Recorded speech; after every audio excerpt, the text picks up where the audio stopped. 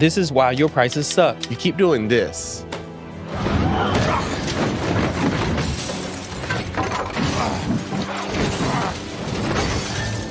Stop doing that. You'll never profit like this. If you don't know where to start with your prices, We have 5 killer pricing methods that actually work at the end of the video, we'll give you a bonus method. that we currently use. In segment 1, we're going to go over competitive pricing. So the definition of competitive pricing is that you're setting your rental prices by analyzing the rates of your local competitors for similar items and making adjustments based on those small variations. So you could go above or below the average. So the main question you're going to have to ask yourself is like, is your market very price sensitive? Or what are you selling across the board? People are very price sensitive too. The way you go about doing this right here is pretty simple. Me and Eddie had this done literally every three months, right? Something like that. 3 months. We have someone, Cheryl, called over to each customer. If you're in the Dallas area, you might have got called if you're on our list. Most of the sites that have it on their site, we can do a quick, we don't even go from there. Yeah. And then we'll get delivery prices. And also too, we can see a lot about their delivery strategies when they go through. And then we'll just get a quote for each item and we'll do it across every single one. And we mark which companies doesn't get back to us. And we don't use the same number as any of our other stuff. We use a real location. Some people never get back to us at all. First, we thought it because They thought it was us. they thought it was us, but then I realized there's no way to get it back to us. Only person that didn't get back to us last time, I actually just went out of business. Oh, Alexander. I didn't think about that. Damn. So you're probably thinking like, how do you do the math? Tina has the math for us. Yes. So the way you find your price is your rental price equals your average competitor price times, in parentheses, 1 plus or minus percentage adjustment. So the plus or minus is depending on whether or not you want to be above the average or below the average price. And the percentage adjustment is just what percent do you want to adjust your price at. I remember Eddie was telling me the other day, I think we were just starting. I think we were like 1.5, year 2. And Kobe went out to TLC, and then the owner was like, "Hey, are you with Kelly Reynolds?" Like, "Yeah, you need to tell them to raise their prices up." He's like, "They're taking too many of my business." He wanted us to be kind of more competitive because when you have a really low price, it kind of takes away from all the other people. when you lower the cost, you remove money from the market that would have been spent. Realistically, you need to do what you feel best with doing. If the numbers work out for you, you can do that. We were way lower than we should have been at the time, and we raised that up to meet to market standards, and then we were able to discount in private. If you're in a competitive market and you sell the basic items or just for your basic items like chairs and tables, that's why you should do that. That is true because 86% of customers say that it's important to compare prices from different sellers. I got something for them today, Eddie. What you got? I got something special for them. New product? No. Not this time. Not this time. Shh. But we got something for you. It's called the Ultimate Checklist. This is the #1 rental guide made by the Rental Boys. Over 1,000 operators have downloaded the Ultimate Checklist. So make sure you get yours already so you can start beating out your competitors and growing your business.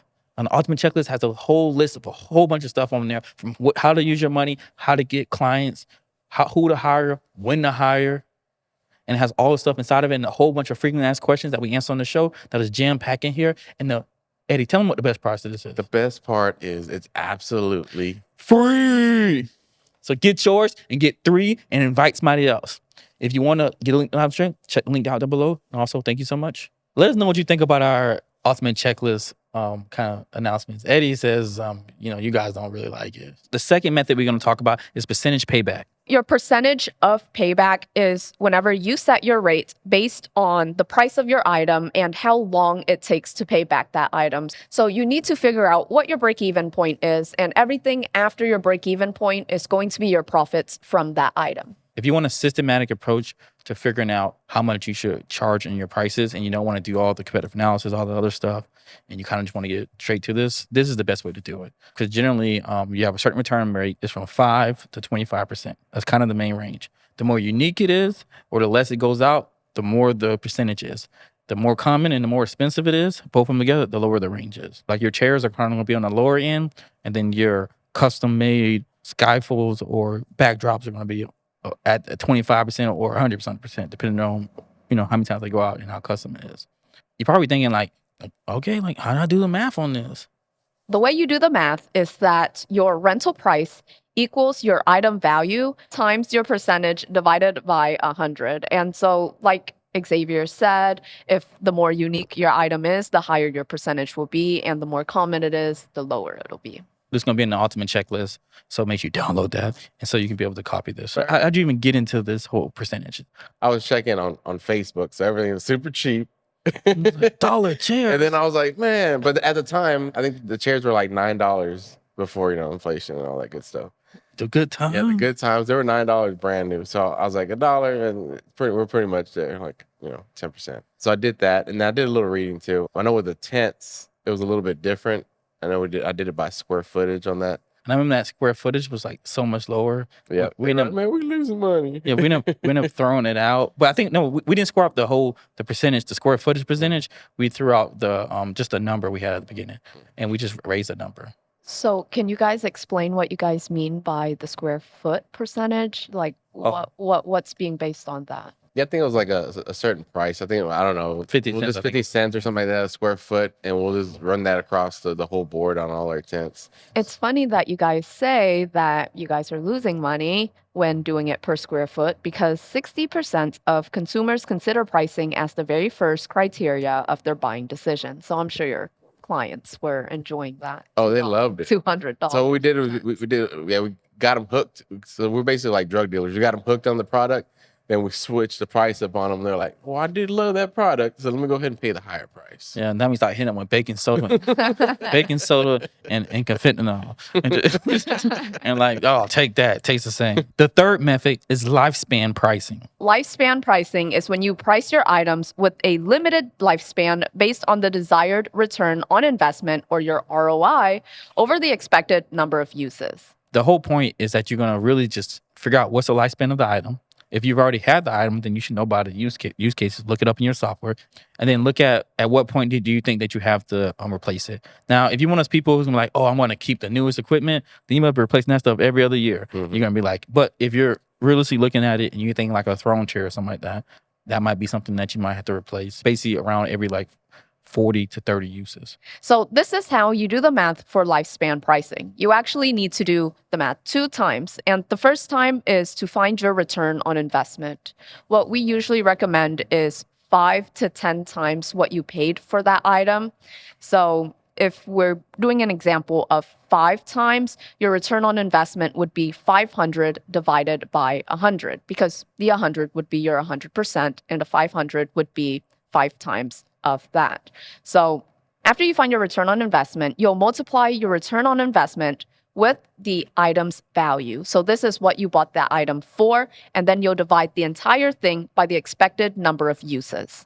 If you have the data internally, you can look at what you did last year and you can average your costs. So if you say you had 10 chairs and you rented out 100 times, or if you don't have that data, so just find somebody in a different metroplex that's near you and just reach out to them, and they'll be more likely to talk to you. Now, some people will talk to you about it in close by, or you can just go into community or just ask in the comments.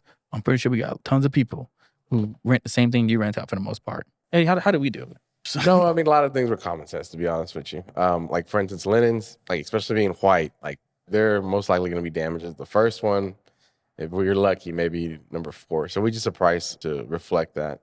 Remember the beanbag toss before we got man, before we changed the versions of them? You might have hated them, but from a percentage payback price, they always make sense. Yeah, but they always coming back broken because. But they only came. They didn't come back broken to literally after it was like 20, 30 uses. So we knew that they had 20, 30 I already knew they were gonna break because they had cardboard on it. Yeah, I knew we knew they break, but it's like a hard cardboard, but it was still cardboard. Because I already know, like, little kids, like, I'm pretty sure every single one that broke, there was a little kid that just went up there and jumped on it, and boom, put a big old hole in it.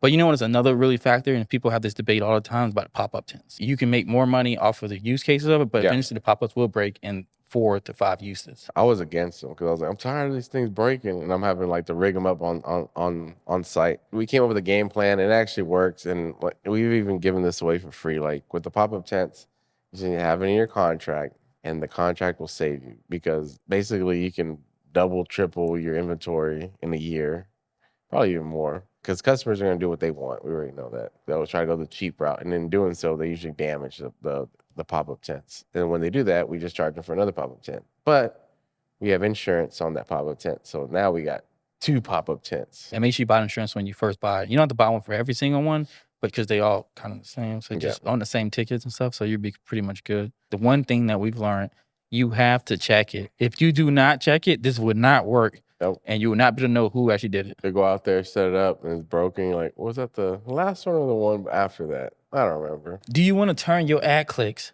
into customers? But you're spending hundreds on clicks with 0 conversions. Where's my money? Consider running your ads with us. We'll optimize your campaigns. My team and I will manage your ads. Me personally. You'll get all the returns without lifting a finger.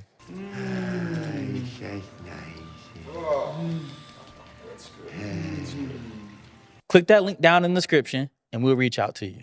The fourth method is service-based items. Service-based items are whenever you price your rental items based on the item's cost and the labor cost associated with setting up and tearing down that item. Anything you have to do, physical labor to set up, clean, or take down, and it's a part of the service that you have to do. For us, basically right here, and this is kind of how we kind of messed up with the square footage, because the square footage on the tents, for the most part, was good for the actual rental portion of the tents. But then when we took in the actual how long it takes to tear down and set up, that's when we added in the other parts, which we got to our price range right now on our tents. We met a guy, and one thing I really like about his bounce house, he almost made me think about doing bounce houses for a small second. I looked at Eddie and I realized, hell no, don't want it, never. He had it hourly broke down into prices, broke down into the tear down, the setup, what the time frame on there, what's the average time, and what they expect the people to do, and then even the cleaning too. So you have the whole thing wrapped into exactly how much you can charge for it. And now you had a basics of how much the rental items got, so you get the return on there, plus what's the service component and how much you want to get a return on those things too, so you can actually make a profit. Because there's no reason to be renting these items out and spending all this money doing services, and then you doing 20 by 20 for $200, and you making $36.42.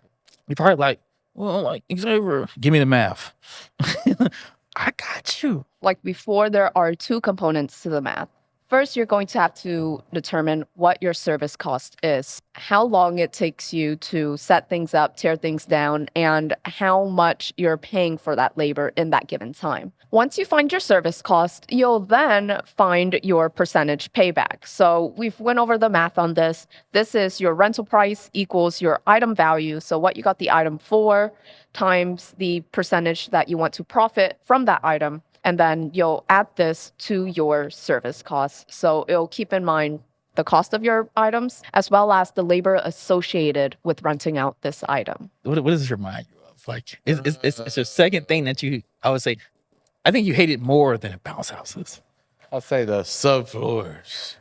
The subfloor. Damn. The wood subfloors. Yeah. Some of the reasons, because like you do all this hard work, and at the end, the customer is like, you verbally told them like, hey, if your backyard looks crazy, like to compensate, it would be so much work to do. So it's gonna basically go however the terrain of your land is, and then you do it, and they're like, hey, why is it like this? Because your land is like that. But for the most part, I mean, we try to level out. But some of these things they're like divots all over the place, especially in the 40 by 80. Technically, you have to come down with some sand or dirt and fill all the holes in there to get it back kind of even, which we learned that after we started doing the subfloor. Or you can just cut it all out and just build it straight up. Making a deck. But yeah, pretty much make a deck over everything. But Just have to disassemble that deck too. yeah, that's The top 3 most influential factors for US shoppers while buying online is that 87% goes into their price, 80% goes into delivery cost, and 71% goes into discount. So those are the 3 most important factors that people look at.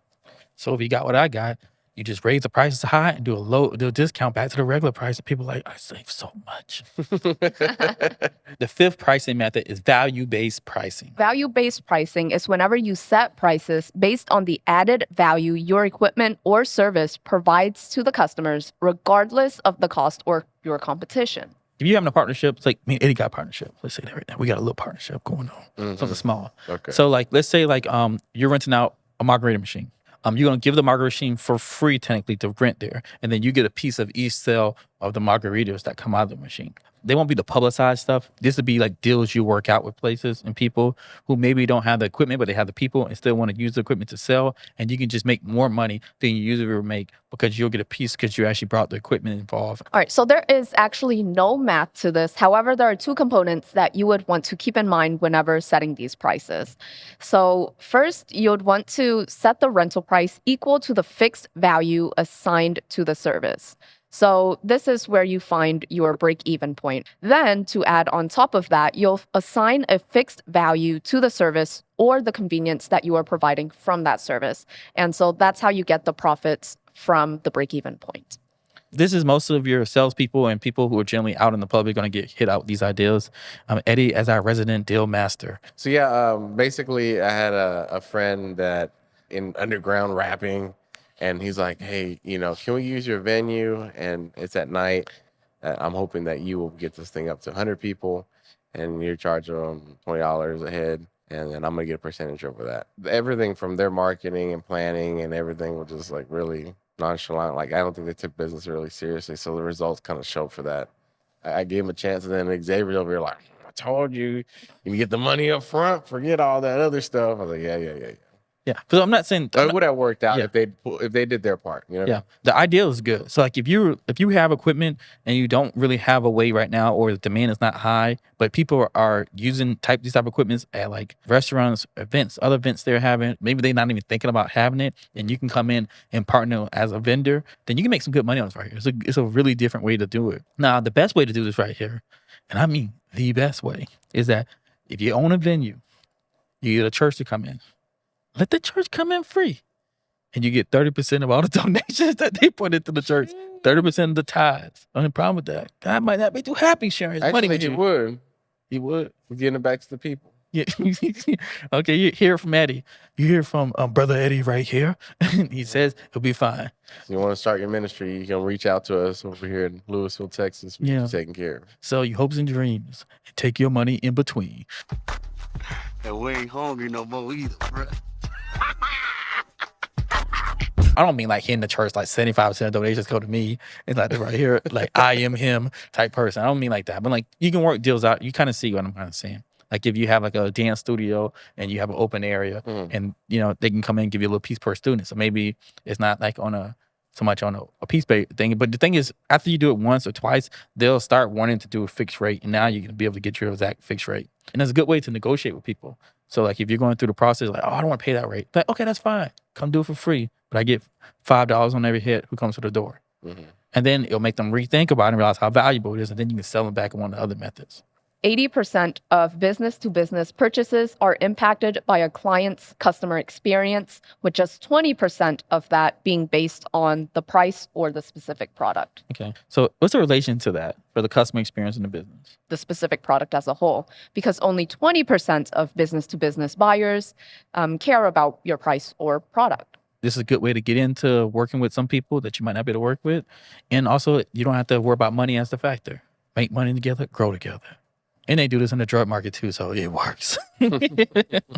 So if you currently right now do not have a LLC, make sure you check out ZenBusiness, one of our partners of the show, and you can go and get your LLC. It's pretty straightforward. And my favorite part, Mark Cuban, here, he supports it too as well. So make sure you check out if you want an LLC, and it's a simple process to go through it. And it's 100% guarantee and accurate. So make sure you check it out. Links in the description, and it helps the channel out when you do.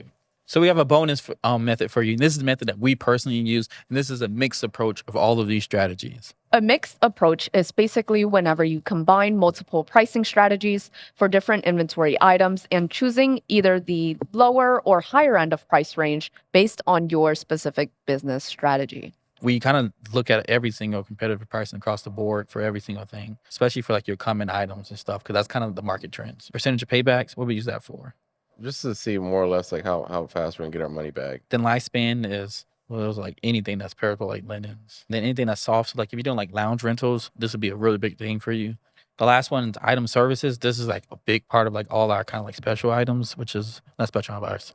I love a 2-driver items, we call it. Yeah, So like, what are those items? like tents, pipe and drape. There's anything we do any kind of setups on. And the value-based one is like, if we're doing a deal at the venue, we'll work some stuff out, or if we do stuff with our concessions. What is your favorite strategy and why?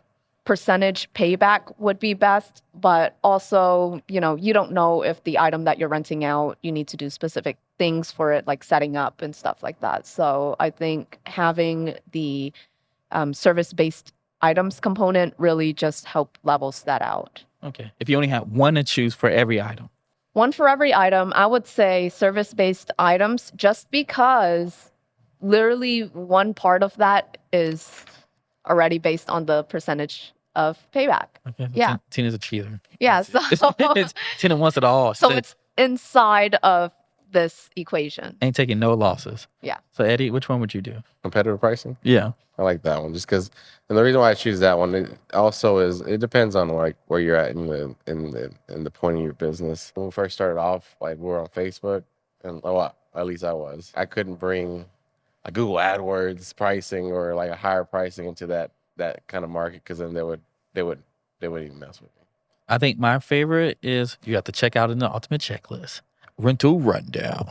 So the first question that I have for you guys is, how often do you change your prices and what motivates your price changes? Well, that's easy. The price changes come when we need more money. Not just No, we regularly go like maybe every quarter, and we'll just check around, making sure nothing's changed. With inflation and whatnot, we'll check around and make sure if we're on the same pace as everybody else, or if we're way lower or way higher. This really depends. Also, like if the items aren't moving as fast, we might drop it down some. We're about to do one right before the busy season coming up because you really want to have your prices a little bit higher for the busy seasons so you can work that out. And then if they are lower, it'd be in the winter or the slow season. Let's say someone has watched this video and they feel like their previous price is too low. How would they let their customers know if they're having this drastic price change? If you're still profitable with these customers, you can do a slight bump and you can still just keep them at that rate. Certain customers, depending on how they come in, have certain rate changes depending on their loyalty to the company. And then you might charge newer people a higher amount. So you don't have to technically charge everybody brand new rates. And I think that's like the one mistake when we went from low cost delivery to like expensive delivery is that some people might have still rented with us and it was like a $20, $30 difference and they should have just had the $20, $30 taken off and then we'll kept the stuff. And it kept building the lifetime value of the customer. And this works well in like the slower seasons. During the busy seasons, that would have been like blackout dates for certain months that those prices couldn't be used in just because you're already selling everything out. You want to sell everything out full price. Thank you guys for watching The Rental Boys. I'm Xavier Kelly. Maybe Sauceda. And I'm Tina. And we are The Rental Boys and one girl. If you like this video and would like to see more like it, please click this playlist right here. And please like, comment, share, and subscribe so we could get more subs.